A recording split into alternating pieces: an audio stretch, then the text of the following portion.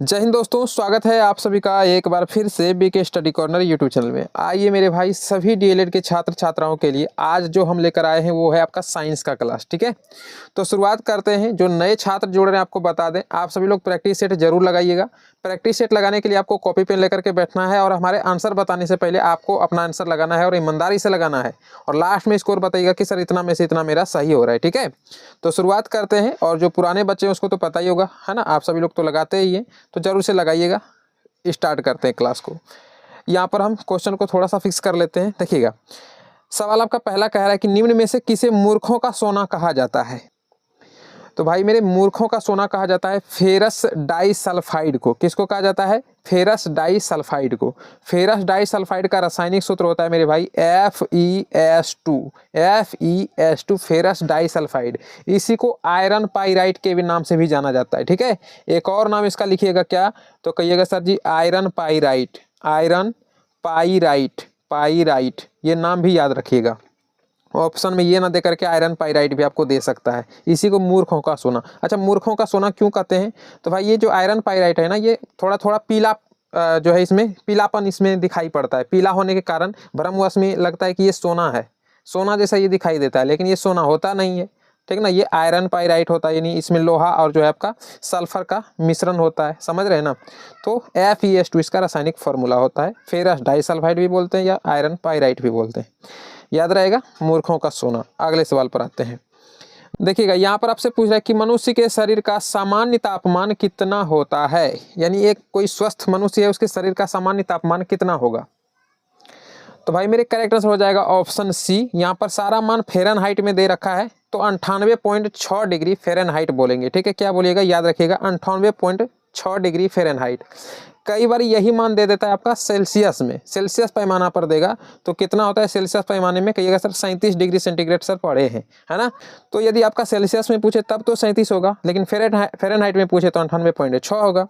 अब देखिए, यहीं पर आपको एक फॉर्मूला आपको लिखाते हैं। ठीक है, यदि आप ये याद रखिएगा तो ये ऑटोमेटिक निकाल लीजिएगा, या फिर ये याद रखिए तो ये निकल जाएगा। देखिए एक फॉर्मूला लिखिए आप, C गुना 9/5 और यहाँ पर ब्रैकेट में प्लस का इधर 32 कर दीजिएगा। तो सेल्सियस में मनुष्य के शरीर का सामान्य तापमान कितना होता है, कहिएगा सर जी 37 डिग्री सेंटीग्रेड होता है।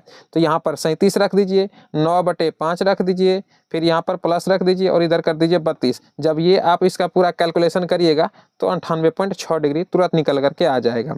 इसी प्रकार होता है एक और, तो कहिएगा सर किसका, यदि आपका फ़ारेनहाइट से सेंटीग्रेड में जाना है तब क्या करना है, तो लगाइएगा फ़ारेनहाइट वाला फॉर्मूला F, इसमें घटाना है 32। ठीक है, और तब लास्ट में क्या करना है 5/9, यानी उसका उल्टा कर देना है, 5/9 जा करके यहाँ पर गुना करना है।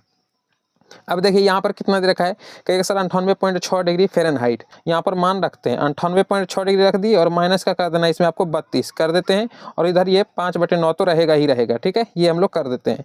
तो इधर साइड में पहले इसको घटाइए, 98.6 में यदि हम लोग 32 घटाते हैं तो कितना आएगा मेरे भाई, कहिएगा सर जी यहाँ पर 6 हो जाएगा, यहाँ पर भी 6 हो जाएगा और यहाँ पर वापस 6 हो जाएगा, यानी 6 यानी 66.6 होगा, हो जाएगा 66.6। घटाने के बाद और गुना करना है कितना, कहिएगा सर जी 5/9। यहाँ पर स्पेस कम है तो यहाँ पर लिख लेते हैं 66.6 गुना 5/9। ये पॉइंट उड़ाएंगे तो नीचे क्या आएगा, कहिएगा सर 10 आ गया। अब 9 से काटिए इसको, तो कितना बार में 9 सते 63, बचा कितना, कहिएगा सर 3 3 पर 6 36, तो 9 चौका 36, 5 से 5 दूना 10, 2 से वापस काटिए तो कितना बार में, कहिएगा सर 2 तिया 6 और 1 बच गया 2 सते 14। समझ गए, यानी कि 37 डिग्री सेंटीग्रेड निकल गया। ये बात समझे कैसे आ गया 37 डिग्री, तो बस उसी फार्मूला पे रखना है। ठीक है ना, तो जो फार्मूला हम लिखाएं वो फार्मूला दोनों लिख लीजिएगा और एक भी कोई मान याद रखिएगा तो दूसरा आप ऑटोमेटिक निकाल लीजिएगा। तो यहाँ पर फ़ारेनहाइट में दे रखा था, तो फ़ारेनहाइट में हम लोग को याद है कि 98.6 डिग्री। अच्छा, जल का जो जमाव बिंदु होता है वो कितना होता है, एक बनाइएगा अभी हम, फिर आपको दे देते हैं 2 उदाहरण बनाने के लिए। जल का जो जमाव बिंदु होता है, यानी कि जो कहते हैं उसको फ्रीजिंग पॉइंट, वो 0 डिग्री सेंटीग्रेड होता है। और इसका यदि फ़ारेनहाइट में पूछे तब क्या करिएगा, निकाल करके आप देखिएगा। ठीक है, होता है कितना, कहिएगा सर जी ये होता है 32 डिग्री फ़ारेनहाइट। ठीक है, जल का फ्रीजिंग पॉइंट, जमाव बिंदु। और क्वथनांक कितना होता है कि एक साथ 100 डिग्री सेंटीग्रेड पर सर खोल जाता है, हम लोग पढ़े हैं, है ना। तो 100 डिग्री सेंटीग्रेड पर खोलता है, यानी बॉइलिंग पॉइंट है ये। और इसको यदि फ़ारेनहाइट में बोले तो 212 डिग्री फ़ारेनहाइट। तो ये दोनों मान याद रखिएगा, ठीक ना, ये दोनों भी और ये दोनों, ये जल वाला है, ये भी पूछा जाता है आपके एग्जाम में। ठीक है ना। ये आप निकाल करके देखिएगा, जीरो दे रखा है तो आप देखिएगा 32 आ रहा है कि नहीं आ रहा है। यहाँ पर 100 दिया है तो 212 आ रहा है या नहीं आ रहा है। उल्टा रख के देखिएगा दूसरे फॉर्मूला पे 212 से 100 आ रहा है कि नहीं आ रहा है, 32 से 0 आ रहा है कि नहीं आ रहा है। ठीक है, तो आप लोग निकाल करके देखिएगा। एक और बात बताते हैं, एग्जाम में खूब पूछा जाता है, ये क्वेश्चन भी याद रखिएगा कि कितने डिग्री पर जो है सेल्सियस पैमाना और फ़ारेनहाइट दोनों का मान समान हो जाता है। तो भाई -40 डिग्री, -40 डिग्री याद रखिएगा। ठीक है, माने इस पर सेंटीग्रेड कह दीजिए या फिर -40 डिग्री फ़ारेनहाइट कर दीजिए, मान बराबर ही निकलता है। आप निकाल करके देखिएगा, लेकिन ये माइनस लेकर के आपको चलना है, समझ गए। तो ध्यान रखिएगा -40 डिग्री, इस पर फ़ारेनहाइट और सेल्सियस पैमाना दोनों सेम होता है। तो इन सारे बात को याद रखिएगा, ठीक ना, जितना भी हम आपको यहाँ पर बताए हैं। अब अगले क्वेश्चन पर आते हैं। देखिएगा, यहाँ पर आपसे पूछ रहा है कि निम्नलिखित में से कौन एक वास्तविक फल का उदाहरण है। बताइए, नाशपाती, सेब, आम या कटहल, वास्तविक फल कौन सा है। देखिए, वास्तविक फल कहते किसको है, निषेचन के बाद, ठीक है, जो फूल वगैरह का स्ट्रक्चर जो पढ़े होंगे उसको ये परिभाषा समझ में आएगा। निषेचन के बाद यदि फल का विकास केवल अंडाशय पर हुआ है तब तो उसको हम वास्तविक फल बोल देंगे, लेकिन अंडाशय के अलावा यदि पुष्पासन वगैरह पर जो विकसित हो जाता है उसको बोला जाता है असत्य फल। ठीक है, अवास्तविक फल या असत्य फल उसको बोलते हैं। तो आपको परिभाषा उतना याद नहीं रखना है, इसमें ज़्यादातर उदाहरण ही पूछा जाता है। डायरेक्ट आपको उदाहरण लिखवा देते हैं कौन कौन सा वास्तविक फल होता है। तो देखिए मेरे यहाँ पर वास्तविक फल तो क्या हो जाएगा, कहिएगा सर आम जो है वो वास्तविक फल है। तो एक तो आम होता है, ये लिखिएगा, आम वास्तविक फल हो गया आपका। इसके अलावा आप लिखिए नारियल, नारियल लिखिए। इसके अलावा अंगूर पूछा जाता है, अंगूर। इसके अलावा आप लिख लीजिए पपीता, ठीक है, पपीता लिखिए। इसके अलावा आप क्या लिखिएगा, पपीता के अलावा आप नींबू लिख लीजिए, नींबू। नींबू के अलावा आप क्या लिखिएगा, कहिएगा सर कीवी एक फल होता है, कीवी लिखिए। इसके अलावा बेर तो आप सभी को पता ही होगा, अभी सीजन चल रहा है, बेर लिखिएगा।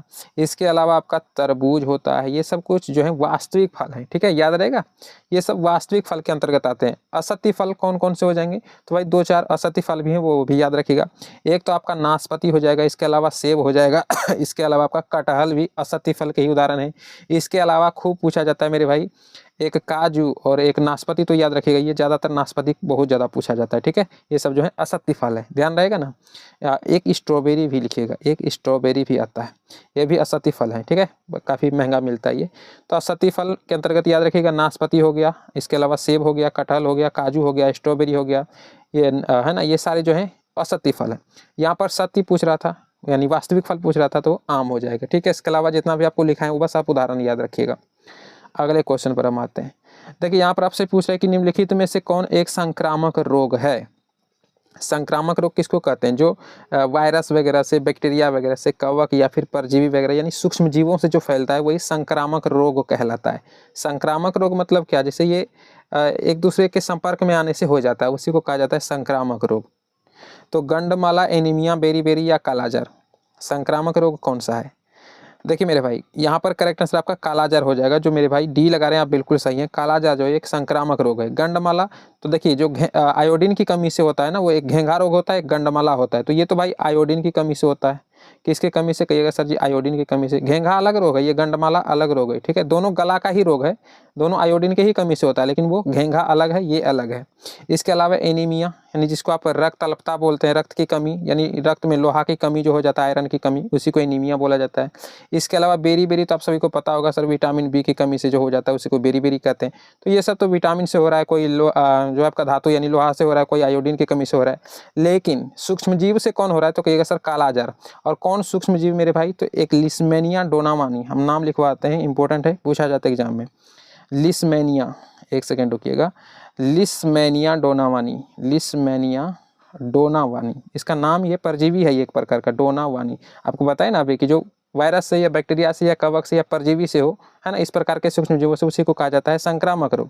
तो ये लिस्मेनिया डोनावानी नाम का एक परजीवी होता है, उसके कारण फैलता है ये कालाजार। अच्छा, ये लिस्मेनिया डोनावानी पाया कहाँ जाता है, तो बालू मक्खी का आप सभी लोग नाम सुनेंगे। जो बालू वगैरह होता है, सैंड जो होता है बालू, उसके आसपास में ये पनपता है ना, वो मक्खी। और उसके पास यदि ये परजीवी उसके मुंह में है, तो यदि आपको उसने डंक मारा तो आपको ये हो सकता है कालाजार हो, समझ रहे हैं। तो इस प्रकार से ये फैलता है, एक प्रकार का ये परजीवी होता है, समझ गए। तो करेक्ट आंसर यहाँ पर हो जाएगा आपका कालाजार। ठीक है, चलिए अगला क्वेश्चन देखिए। यहाँ पर आपसे पूछ रहा है कि मिसाइल का ध्वनि वेग जो है वो कितना होता है। मिसाइल जो छोड़ा जाता है उसका ध्वनि वेग कितना होता है, डेसिबल में पूछ रहे हैं। तो भाई मेरे यहाँ पर करेक्ट आंसर डी हो जाएगा। 180 से लेकर के 190 डेसिबल के बीच होता है, याद रखिएगा। इसके अलावा भी याद रखिएगा 2-4 और लिखाते हैं जो एग्जाम में खूब पूछा जाता है। 15 से 20 डेसिबल किसका होता है? तो कहिएगा सर जो आदमी फुसफुसाता है ना, तो ये फुसफुसाहट का होता है। किसका होता है? फुसफुसाहट का। हम सिर्फ फू लिख दिए, याद रखिएगा, ठीक है। ये फुसफुसाहट का होता है।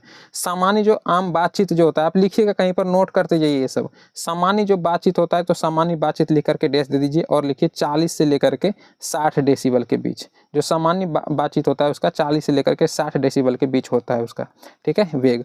और अगला एक लिखिएगा 70 से 80 वाला डेसिबल, ठीक है। 70 से 80 डेसिबल के बीच किसका होता है? जो लाउड स्पीकर जो बजाया जाता है ना, उसका आवाज़ होता है 70 से 80 के बीच। ये तीनों जो एग्जाम में खूब पूछा जाता है, इसलिए आपको लिखवाएंगे, याद रहेगा ना। और एक मिसाइल का ध्वनि वेग कितना हो जाएगा? 180 से लेकर के 190 के बीच। चलिए अगला क्वेश्चन देखिए।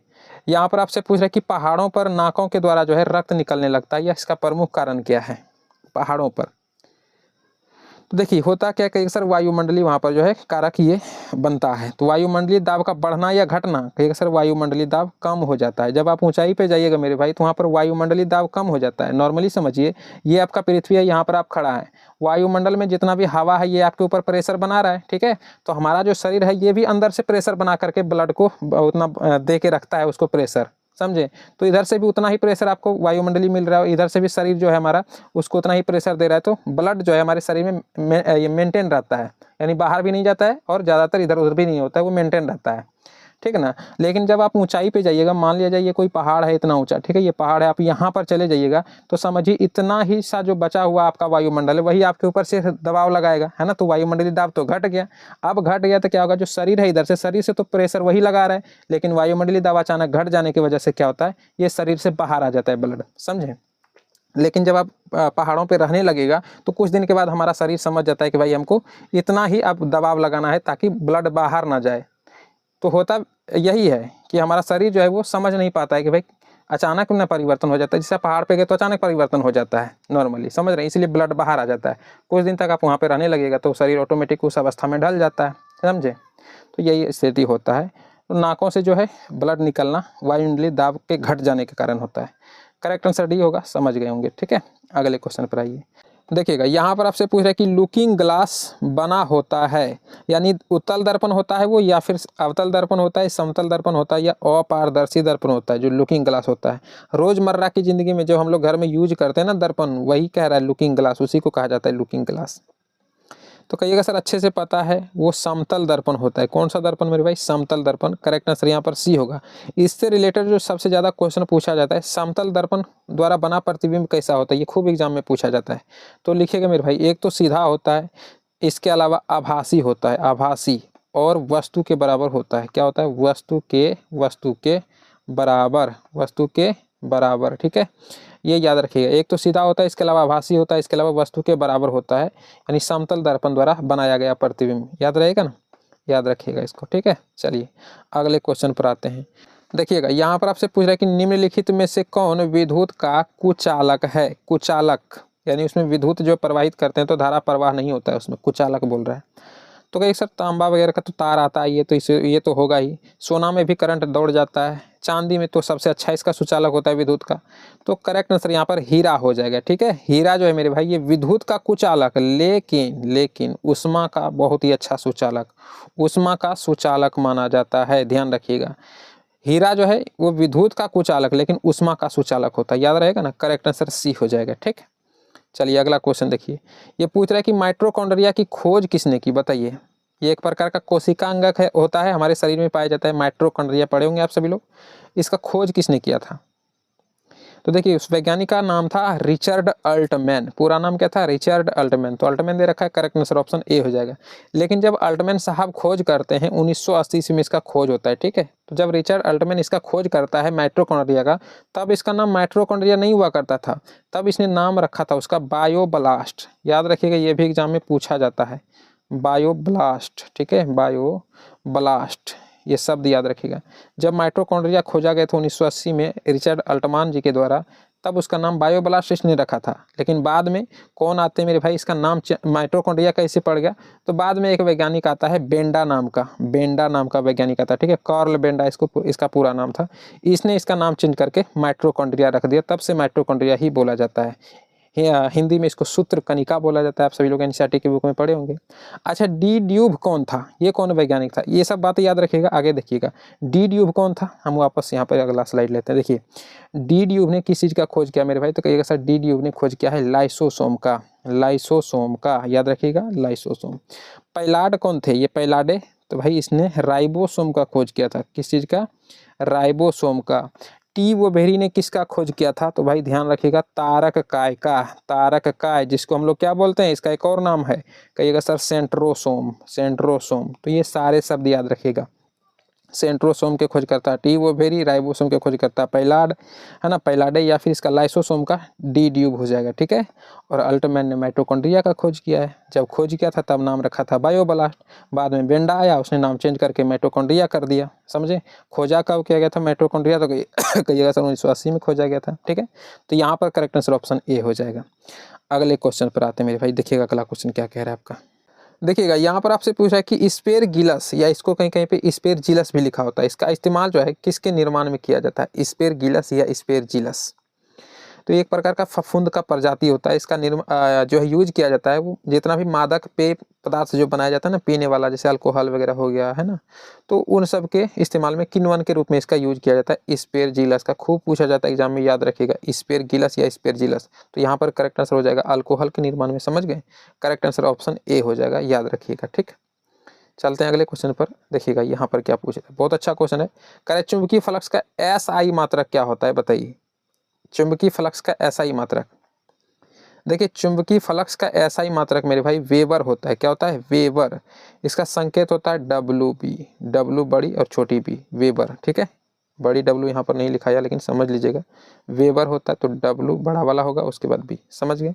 अच्छा गॉस किसका मात्रक है, बताइए। तो ये जो गॉस है ये किसका मात्रक है, तो ध्यान रखिएगा चुंबकीय प्रेरण का यदि सीजीएस मात्रक पूछे ना, चुंबकीय प्रेरण का, किसका, कहिएगा सर चुंबकीय प्रेरण, प्रेरण, ठीक है। चुंबकीय प्रेरण का सीजीएस मात्रक है गॉस, और चुंबकीय प्रेरण का एसआई मात्रक क्या है, तो भाई टेस्ला, ठीक है। दोनों ध्यान रखिए एक ही का है, चुंबकीय प्रेरण का ही मात्रक है, लेकिन चुंबकीय प्रेरण का सीजीएस मात्रक गॉस और चुंबकीय प्रेरण का एसआई मात्रक टेस्ला, ध्यान रहेगा।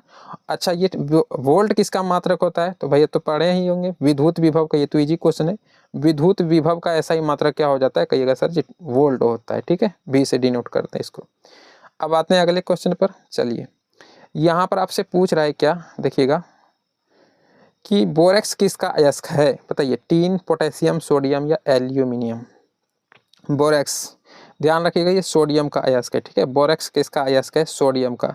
ये बोरेक्स इस्तेमाल कहाँ पर होता है, तो जो मिट्टी के बर्तन वगैरह बनाए जाता है ना, मिट्टी के बर्तनों को बनाने में बोरेक्स वगैरह का इस्तेमाल किया जाता है, ध्यान रखिएगा। किसका अयस्क है, ये सोडियम का, करेक्ट आंसर सी होगा। अगला क्वेश्चन देखिएगा, ईमानदारी से आप सभी लोग सेट लगा रहे हैं ना, लास्ट में स्कोर बताना है आप सभी को। बताइए निम्नलिखित में से कौन वास्तविक विलयन का उदाहरण है, वास्तविक विलयन। देखिए वास्तविक विलयन किसको कहते हैं, वैसा विलयन जिसमें जो कण हम मिलाए हैं वो अच्छी तरह से घुल जाए, है ना, बहुत अच्छी तरीके से जो घुल गया हो उसी को हम वास्तविक विलयन कहते हैं। लेकिन वास्तविक विलयन सिर्फ ये नहीं दिखाता है कि जो घुले हुए कण है वो अच्छे से घुले हुए हों, पारदर्शी भी होना चाहिए, इसी से आप यहाँ पर छांट लीजिएगा, पारदर्शी भी होना चाहिए। तो देखिए तो खुले वातावरण में धूम्रपान, तो जो धूम्रपान करता है जो धुआं होता है वो पारदर्शी होता है क्या, बहुत ज़्यादा अगर धुआं हो गया तो उस पार क्या है आप नहीं देख पाइएगा, तो ये आपका उदाहरण नहीं हो जाएगा। अगला देखिए दूध, तो कहिएगा सर दूध तो बहुत अच्छा घुला हुआ था, इसके जितने भी कोलाइड वगैरह कण वगैरह होते हैं तो बहुत अच्छा घुला होता है, हमें कैसे अलग उसको कर सकते हैं, तो भाई ठीक है ये बहुत अच्छी तरीके से घुला होता है, लेकिन पारदर्शी होता है क्या, देख रहे हैं ये पारदर्शी शब्द कितना इंपॉर्टेंट है, वास्तविक विलयन के लिए पारदर्शी शब्द जरूर से ध्यान रखिएगा। तो दूध को हम आर पार देख सकते हैं, दूध में नहीं देख सकते ना, तो दूध भी आपका वास्तविक विलयन के अंतर्गत नहीं आएगा, ये भी गलत हो गया। अच्छा नदी का गंदा पानी, तो ये तो साफ पता चल गया आपको, गंदा पानी जब ये कह ही रहा है तो पारदर्शी कैसे हो सकता है, और वैसे भी अच्छे तरीके से इसका कण मिला हुआ भी नहीं होगा, तो ये भी आपका वास्तविक विलयन के अंतर्गत नहीं आएगा। लेकिन जल में चीनी का घुलना ये हो जाएगा आपका वास्तविक विलयन। कहिएगा सर कैसे, तो पता चल ही गया होगा, जल तो पारदर्शी होता ही है, उसके अलावा उसमें आप चीनी मिला दीजिए फिर भी देखिएगा वो जो है पारदर्शी रह जाता है, मतलब आर पार उसका हम देख सकते हैं, और अच्छे तरीके से चीनी घुल भी जाता है पानी में, समझे ना। तो करेक्ट आंसर आपका डी हो जाएगा, ठीक है मेरे भाई।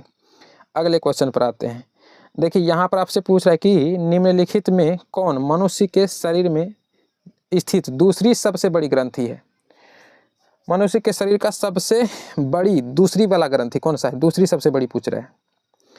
तो ध्यान रखिएगा सबसे बड़ी ग्रंथि तो भाई यकृत है, लेकिन दूसरी जब यहाँ पर कह रहा है तो आपको अग्नाशय ध्यान रखना है।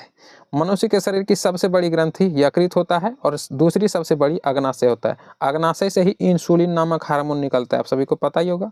इंसुलिन नामक हार्मोन कहाँ से निकलता है, एग्जाम में ये भी पूछा जाता है, अग्नाशय नामक ग्रंथि से। ये हमारे मानव शरीर का जो है दूसरी सबसे बड़ी ग्रंथि होती है, ठीक है। डी करेक्ट आंसर होगा। अगले क्वेश्चन पर आइए। देखिए यहाँ पर आपसे पूछा है कि संक्रामक रोग और बाह्य प्रभाव से शरीर की रक्षा करने के लिए कौन सी कोशिका है जो कि जिम्मेदार है बताइए। तो भाई ध्यान रखिएगा, उसको हम WBC कहते हैं, या फिर WBC को ही ल्यूकोसाइट बोला जाता है। WBC आप सभी लोग पढ़े होंगे, एक होता है रेड ब्लड सेल, है ना, RBC, एक होता है WBC। WBC का काम क्या है मेरे भाई, तो यही है व्हाइट ब्लड सेल। इसका काम ये है कि जो बाहरी जितने भी आघात आता है हमारे शरीर पर, जितना भी संक्रमण, इफेक्ट वगैरह, बैक्टीरिया वगैरह जो भी अटैक करता है, जैसे सर्दी खांसी बुखार वगैरह जो भी हो, आपका इम्यूनिटी पावर मजबूत बनाता है, यही WBC। इसी को हिंदी में ल्यूकोसाइट भी कहा जाता है, ध्यान रखिएगा। तो संक्रामक रोग या फिर बाह्य प्रभाव से हमारे शरीर का रक्षा करता है कौन, ल्यूकोसाइट या WBC। Correct answer option A हो जाएगा, ध्यान रखिएगा, ठीक है। चलिए अगला क्वेश्चन देख लेते हैं। अमलगम किस धातु का अयस्क है, बहुत ही अच्छा क्वेश्चन बताइएगा, अमलगम किस धातु का अयस्क है। तो भाई ध्यान रखिएगा, करेक्ट आंसर ऑप्शन बी हो जाएगा सर जी, पारा का अयस्क कहलाता है। पारा, अमलगम किस धातु का अयस्क है, पारा का अयस्क है। देखिए समझिएगा, यहाँ पर थोड़ा सा आपको समझाते हैं। यदि कोई आप अन्य धातु ले लीजिए, यहाँ पर लिखिएगा अन्य धातु, ठीक है, अन्य धातु प्लस इसमें कुछ और आप मिला दीजिए, क्या, यानी कि पारा। तो कोई अन्य धातु ले लीजिए और इसमें एक धातु पारा होना चाहिए, तो उसी को हम कह देते हैं, उसी का नाम दे दिया जाता है अमलगम। अब कोई भी हो, जैसे आप सोना में पारा मिला दीजिए, अमलगम बोल देंगे उसको, या फिर चांदी में यदि हम पारा मिला दें उसे चांदी अमलगम बोल देंगे, समझ रहे हैं, तो उसका नाम ही अमलगम कहलाने लगता है। यानी कि किसी एक अन्य धातु में आपका एक धातु यदि पारा है तो उसको हम क्या बोलते हैं, अमलगम बोलते हैं। तो वही ये कह रहा है कि अमलगम किस धातु का अयस्क है, तो भाई पारा का अयस्क है, याद रहेगा। एक चीज़ और याद रखिएगा मेरे भाई, जो ये पारा है यह किसी भी धातु से तुरंत रिएक्शन कर जाता है, समझे, किसी भी धातु से उसमें तुरंत, यानी कि ये मिल जाता है। कमरे के तापमान पर भी आप पढ़े होंगे ये द्रव अवस्था में रहता है। एकमात्र अधातु जो कि कमरे के तापमान पर द्रव अवस्था में रहे वो ब्रोमीन होता है, लेकिन एकमात्र धातु जो कमरे के तापमान पर द्रव अवस्था में रहता है वो पारा होता है। तो ये पारा जब इतना ये फ्लूइड होता है इसका, यानी बहने की प्रवृत्ति इसमें रहता है, किसी भी धातु के साथ ये मिल जाता है जा करके। तो इसको रखा फिर कैसे जाता होगा, कहिएगा सर जी कांच में रख लेंगे, लेकिन मेरे भाई कांच के बर्तन में रखने से ये भारी भी बहुत होता है, तो ये कांच के बर्तन में भी स्टोर नहीं होता है। तो इसलिए इसको रखा जाता है कहाँ, कहिएगा सर जी लोहा में रखा जाता है, लोहा के बर्तन में। कहिएगा सर जी लोहा भी धातु ही है, तो फिर लोहा के साथ क्यों नहीं रिएक्शन करता है, तो एकमात्र इसका गुण है ये लोहा के साथ रिएक्शन करता ही नहीं है, समझे। बाकी सारे धातुओं के साथ कर लेता है, लेकिन लोहा के साथ ये रिएक्शन नहीं करता है, इसलिए इसको लोहे में रखा जाता है, लोहे के बने पात्र में, समझ गए ना, याद रहेगा। चलते हैं अगले क्वेश्चन पर, आइए देखिएगा। यहाँ पर आपसे पूछ रहा है कि हाइड्रोलिक लिफ्ट किस पर आधारित है, पास्कल के नियम पर है, बर्नौली के नियम पर, स्टोक या फिर टोरिसेली। तो भाई मेरे यहाँ पर करेक्ट आंसर ना ऑप्शन ए हो जाएगा, पास्कल के नियम पर आधारित है हाइड्रोलिक लिफ्ट, समझे। जैसे हाइड्रोलिक लिफ्ट आप लोग देखे होंगे, जो एक मंजिल से दूसरे मंजिल पर जाने के लिए जो लिफ्ट का यूज किया जाता है ना, हाइड्रोलिक लिफ्ट का, वो पास्कल के नियम पर आधारित है। साइंस में पास्कल के नियम पर आधारित है। पास्कल का नियम कहता है कि कोई भी फ्लूइड पे यदि हम बल लगाते हैं तो संपूर्ण द्रव पे वो बल लग जाता है ना, और जो वस्तु है इसके दोनों किनारों पर भी समान रूप से बल लगता है, उसी को कहते हैं पास्कल का नियम। तो आपको बस याद रखना है हाइड्रोलिक लिफ्ट वगैरह जहाँ पर भी हाइड्रोलिक सिस्टम आ गया समझ लीजिए वो हो जाएगा पास्कल का नियम, ठीक है। हाइड्रोलिक शब्द बस याद रखिए। अगला क्वेश्चन देखिए क्या कह रहा है आपसे। यहाँ पर आपसे पूछ रहा है कि शुद्ध पानी का बताइए pH मान कितना होता है, शुद्ध पानी का। तो याद रखिएगा यदि शुद्ध पानी का पूछा है तो 7 होता है, ना ही वो स्वाद में अम्लीय होता है और ना ही क्षारीय होता है, ना ही आपको नमकीन टाइप का लगेगा, ना ही वो आपका अम्लीय लगेगा, है ना, एसिड के टाइप का, वो उदासीन होता है। आप सभी को पता ही होगा 7 जो होता है वो उदासीन मान दिखाता है ना, तो शुद्ध पानी का pH मान 7 ही होता है। करेक्ट आंसर डी हो जाएगा, ठीक है। अगला क्वेश्चन देखिए। यहाँ पर आपसे पूछ रहा है कि आँख के किस भाग पर वस्तु का प्रतिबिंब बनता है, बताइए आँख के कौन से भाग पर प्रतिबिंब बनता है। भाई ध्यान रखिएगा, आँख के दृष्टि पटल या फिर रेटिना वाले भाग पर किसी भी वस्तु का प्रतिबिंब बनता है, तब जाकर के हमको दिखाई पड़ता है। तो देखिए इसलिए आपको बोलते हैं इंग्लिश हिंदी का थोड़ा सा आपको नॉलेज रखना होगा। हिंदी में यदि आपको ऑप्शन दृष्टि पटल दे दे तब तो आपको यही लगाना है। कई बार ये रेटिना इंग्लिश में ना दे करके आपको यही चीज़ इस प्रकार से लिखेगा रेटिना, ठीक है, यही हिंदी में लिख देगा। तो भाई इसी को कहा जाता है दृष्टि पटल कहिए या रेटिना कहिए, इंग्लिश में रेटिना बोला जाता है, हिंदी में दृष्टि पटल। तो आँख के किस भाग पर वस्तु का प्रतिबिंब बनता है, तो कहिएगा सर दृष्टि पटल या फिर रेटिना पर, समझ गए। तो करेक्ट आंसर यहाँ पर ऑप्शन डी हो जाएगा, ठीक है। अगला क्वेश्चन, लास्ट क्वेश्चन देखिए, यहाँ पर आपसे पूछा है कि एक पत्थर एक भवन, ये देखिए इससे पहले वाला क्लास कराए थे उसमें आपको बताए थे ये क्वेश्चन। तो एक पत्थर को एक भवन की छत से छोड़ रहा है और पृथ्वी की सतह तक पहुंचने में वो 4 सेकंड का समय ले रहा है, तो बताइए भवन की ऊंचाई क्या है। ये आपको कराए थे और इसका जवाब हम आपको नहीं बताएंगे, इसका जवाब आपको कमेंट बॉक्स में बताना है। ठीक है, फार्मूला आपको बता देते हैं, जो फार्मूला वहाँ पर लिखाए थे, यदि आप लोग नहीं देखें क्लास को तो जरूर देखिएगा, काफ़ी इंपॉर्टेंट जो क्वेश्चन उसमें भी बताए हैं, लेकिन फिर भी यहाँ पर आपको फार्मूला बता देते हैं। एस यानी कि दूरी वाला फार्मूला लगाना है आपको, U T plus half half G T square. ठीक है, यहाँ पर जी आपका गुरुत्वाकर्षण वाला मान आएगा, समझ गए। तो इस फार्मूले पर आप बना सकते हैं, बना करके आपको कमेंट में इसका आंसर लिखना है, क्या हो जाएगा ए बी सी डी, कौन सा करेक्ट होगा आपको लिखना है अपने नाम के साथ। मेरा नाम ये है और इसका 20 नंबर का आंसर ये वाला होगा सर। ठीक है, और बाकी आपका स्कोर क्या रहा वो भी साथ में आप लिख दीजिएगा उसके साथ में। ठीक है, और कई सारे स्टूडेंट पूछ रहे थे सर पीडीएफ कहाँ पे मिलेगा, तो भाई पीडीएफ के लिए आपको डिस्क्रिप्शन में टेलीग्राम चैनल का लिंक मिल जाएगा, बीके स्टडी कॉर्नर के नाम से टेलीग्राम भी चैनल है, या फिर आप डायरेक्ट टेलीग्राम पर जाइएगा तो वहाँ पर देखिएगा आप क्यू आकार का कुछ सिंबल बना रहता है उसके बगल में, यानी उसके ऊपर जब आप क्लिक करिएगा तो आपको सर्च करने का ऑप्शन मिल जाएगा, वहाँ पर आप सर्च कर लीजिएगा simple BK study corner. Telegram channel का भी वही नाम है, BKSTUDY स्टडी, इसके अलावा CORNER, ये लिख करके आपको सर्च करना, आपको मिल जाएगा। ठीक है, तो ज्वाइन कर लीजिएगा, लगभग 400 प्लस उसमें अभी फॉलोवर है। ठीक है, तो आप कर लीजिएगा, वहाँ पर फ्री में आपको PDF मिल जाता है। तो मिलते हैं अब अगली क्लास में, तब तक के लिए जय हिंद।